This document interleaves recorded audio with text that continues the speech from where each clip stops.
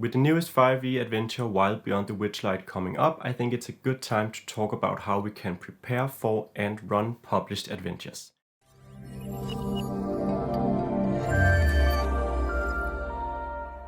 Alright, so first off, my name is Eventyr with Eventyr Games. I've been writing and publishing guides for official 5e adventures over at the DM's Guild for more than 5 years now, and I've run nearly all of the official campaigns published for 5th edition. So not to toot my own horn or anything, but I think that I am qualified to talk about how, in general, I think that it's best to prepare for and run a published adventure. Now, bear in mind that everyone's process is different, so what works for me might not work for you. What I'm discussing here is just the points that I've heard from other DMs work from them, what I personally find works for me, and what I think is in general good advice for running adventures, whether they are published or not. So yeah, without further ado, let's take a look at my top 5 tips for running published adventures for 5th edition. Alright, so my first tip for running a published adventure is pretty simple. Take it easy.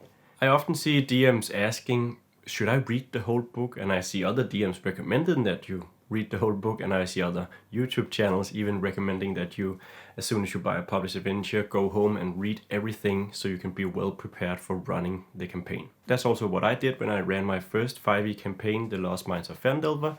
I printed it out and read everything, so I was ready to run it.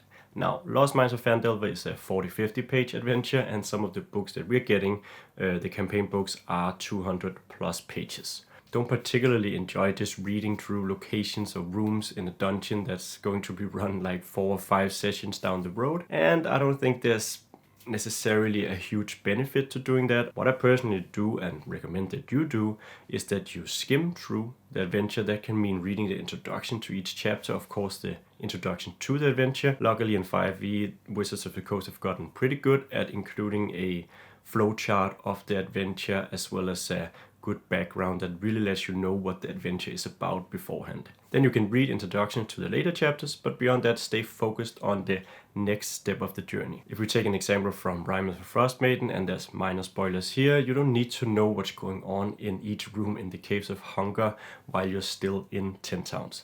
That information is simply going to fill up your head and not do anything good for you.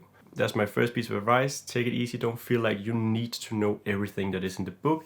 Take it step by step. Always stay 1 or 2 steps ahead of the players. Prepare the next location or the next 2 locations, but don't go overboard and try to prepare the whole adventure at once, because there's really no need. The beauty of having a published adventure is that if things go off the rails, you can skip ahead, read a few pages, and you'll be back on track. Alright, so the second piece of advice that I have is it's your game. While someone else has written the story and they've provided the pieces for your game, the monsters and the magic items and the plot points, it's still your game. There's no law against changing the adventure. There's no law against replacing one creature with another, or substituting a magic item with another, or completely removing a location or putting one in. Actually, that's something that the writers intend for you to do and encourage you to do.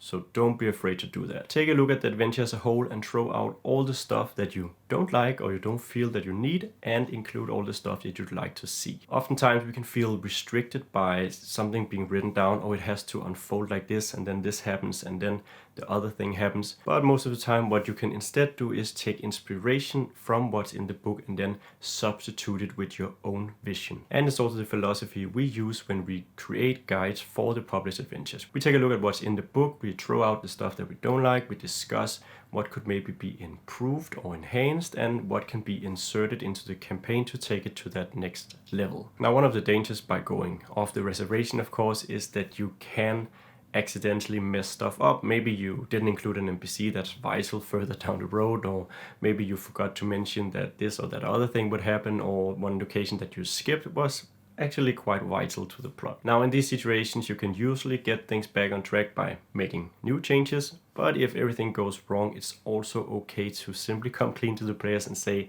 I messed up.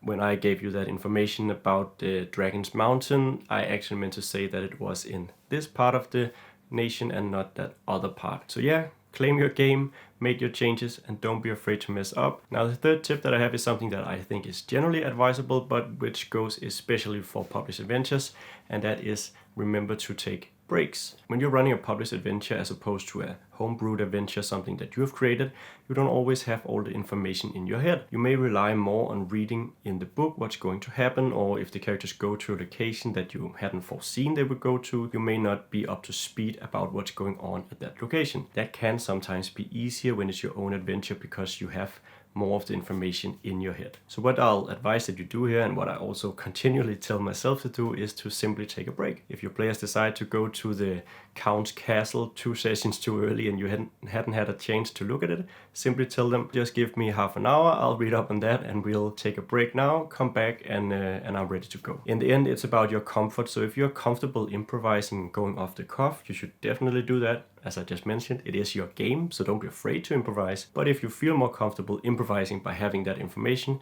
take a step back, take a break, and read up on the information before coming back to the game. You may also find yourself needing to cut the session short if the characters come to a crossroads, they choose an option and you don't have that particular option prepared. Simply tell them, all right, we're finishing up an hour early today. That's something I think it's worth keeping in mind also for homebrew campaigns, but which I think is especially important for published adventures where we can actually read up on information in a relatively short time and we don't always have it in our head just to improvise on. Fourth tip I have is to make it personal. This may even be one of the more important tips because it's always something that I find elevates my campaign and really makes a published adventure pop. And that is not only claiming your game and making it your own, but also making it your players. That can mean having a session 0 where you discuss what's going on in the adventure's background, where it'll take place or mostly take place, and then ask the players for ways that they can integrate themselves with the adventure. That can mean using something in their background that is also going to come up in the game.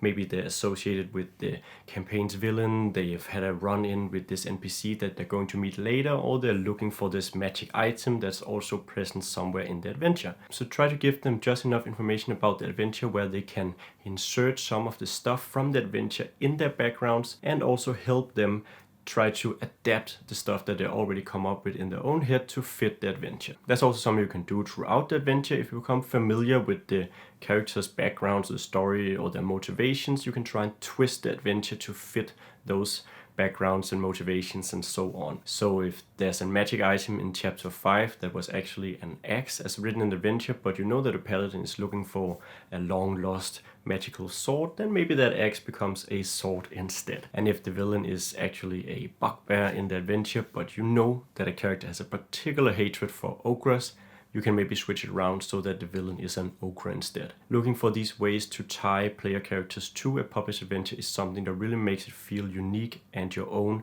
and makes everything more enjoyable. So the final tip I have for running published adventures is to use online resources. We live in a day and age where you can get a lot of help running published adventures. Not only is D&D 5e the most popular edition of D&D so far or yet, the internet and places like Reddit, Facebook, the DM's Guild provide us a lot of options for getting help running published adventures. There's thousands of players out there who's run the adventure in the same manner as you, who's run into the same problems, or who needs the same help that you may need. Whether that's getting maps for places that aren't mapped, or better maps for places that have not as good maps, or whether that's how you can change the story to fit a narrative that you want to spin, or just general discussion about how best to run the campaign, I promise you that there are resources out there for you. Some of it is free, like the video you're watching now and the other videos on this channel. We'll also be doing a video series on the upcoming Beyond the Witchlight. Then there's of course Reddit, which has forums dedicated to every published adventure, or at least most of them. And of course web pages such as endworld.org or eventyrgames.com, where we put out articles and stuff like that. You can also of course find paid material such as our guides to published adventures on the DM's Guild, and I know that there's a ton of other people also putting out their own material, whether that's side quests and adventures, new monster options, maps, and what have you. So yeah, that's the last piece of advice that I have. Take advantage of the community and all the online resources, whether they are free or paid. There is some help to get out there for you. So yeah, that's my top 5 tips for running published 5e adventures. I hope that it was helpful. If it was, consider liking and subscribing and following along for the journey. As I mentioned, we'll be doing videos on the upcoming adventure Beyond the Witchlight. Beyond that, there's not much left to say except thank you for watching, and I hope that I'll see you in the next video.